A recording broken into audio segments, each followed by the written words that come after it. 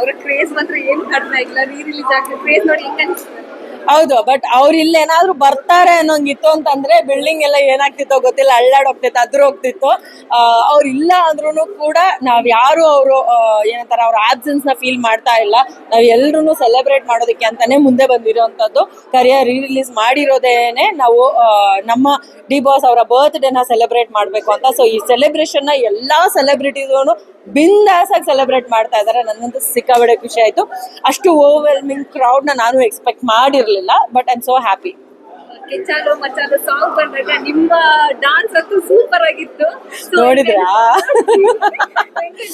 ಅಂದ್ರೆ as A fan girl ನನ್ ತುಂಬಾ ವರ್ಷದಿಂದ ಆತರ ಅಂದ್ರೆ ಬೇರೆಯವರೆಲ್ಲ ಮಾಡೋದ್ ನೋಡಿದೆ ಅಲ್ಲ ಅವ್ರ ಅಭಿಮಾನಿಗಳು. ಸೊ ಡಿ ಬಾಸ್ ಸಾಂಗ್ ಬಂದಾಗ ನಾನ್ ಯಾವಾಗೂ ಈ ತರ ಡಾನ್ಸ್ ಮಾಡೋದು, ಸ್ಪೆಷಲಿ ಅಲ್ಲಿ ಮುಂದೆ ಹೋಗಿ ಮಾಡ್ತಾರಲ್ಲ, ಅದು ತುಂಬಾ ಆಸೆ ಇತ್ತು ಆಯ್ತಾ. ಬಟ್ ಎಲ್ಲಾ ಕಡೆ ಹಂಗ ಹೋಗಕ್ಕಾಗಲ್ಲ ಅನ್ನೋ ಕಾರಣಕ್ಕೆ ನಾವ್ ಎಲ್ಲಿ ಕೂತಿದ್ವು ಅಲ್ಲಿ ಒಂಚೂರು ಮುಂದೆ ಎಲ್ಲಾರು, ಬಟ್ ಅವ್ರೆಲ್ಲರೂ ಸೇರ್ಕೊಂಡೇನೆ ಡಾನ್ಸ್ ಮಾಡಿದ್ವಿ. I am so happy. ಇದು ನನ್ನ ಬಹಳ ವರ್ಷದ ಕನ್ಸು, ನನ್ನೆಲ್ಲ ಬಹಳ ವರ್ಷದ ಕನ್ಸು ಇವಾಗ ನನ್ಸಾಗ್ತಾ ಇದೆ.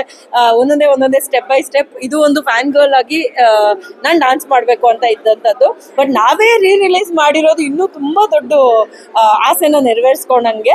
ಯಾವತ್ತಾದ್ರೂ ಒಂದ್ ದಿವಸ ಅವ್ರ ಜೊತೆ ವರ್ಕ್ ಮಾಡಬೇಕು ಅಥವಾ ಅವ್ರ ಸಿನಿಮಾ ಅವ್ರಿಗೋಸ್ಕರ ಸಿನಿಮಾ ಮಾಡ್ಬೇಕು ಅನ್ನೋ ಆಸೆ as A actor, as a producer ನನಗೆ ಖಂಡಿತವಾಗ್ಲೂ ಇದೆ. ಅಂಥದ್ರಲ್ಲಿ ನಮ್ಮ ಪ್ರೊಡಕ್ಷನ್ ಹೌಸ್ಗೆ ಡಿಸ್ಟ್ರಿಬ್ಯೂಷನ್ ಸಿಕ್ಕಿದ್ದು I am literally so happy.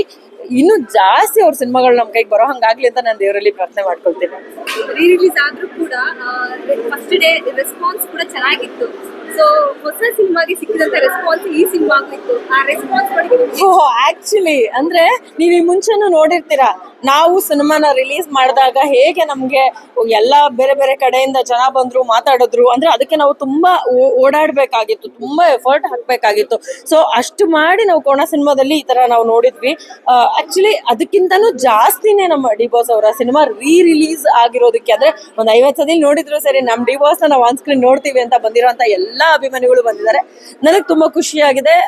ಯಾವಾಗ್ಲೂ ನಮ್ ಡಿ ಬಾಸ್ ನ ಹೀಗೆ ಸಪೋರ್ಟ್ ಮಾಡ್ತಾ ಇರಿ. ನೆಕ್ಸ್ಟ್ ಯಾವ ಥಿಯೇಟರ್ ವಿಸಿಟ್ ಮಾಡೋ ಪ್ಲಾನ್ ಇದೆ? ಸದ್ಯಕ್ಕೆ ನಮ್ಗೆ ಮಂಡ್ಯ ಹೋಗೋ ಪ್ಲಾನ್ ಇದೆ. ಪ್ರಾಬಬ್ಲಿ ನಾಳೆ ಬೆಳಗ್ಗೆ ಹೋಗುವಂತ ಯೋಚನೆ ಮಾಡ್ತಾ ಇದೀವಿ.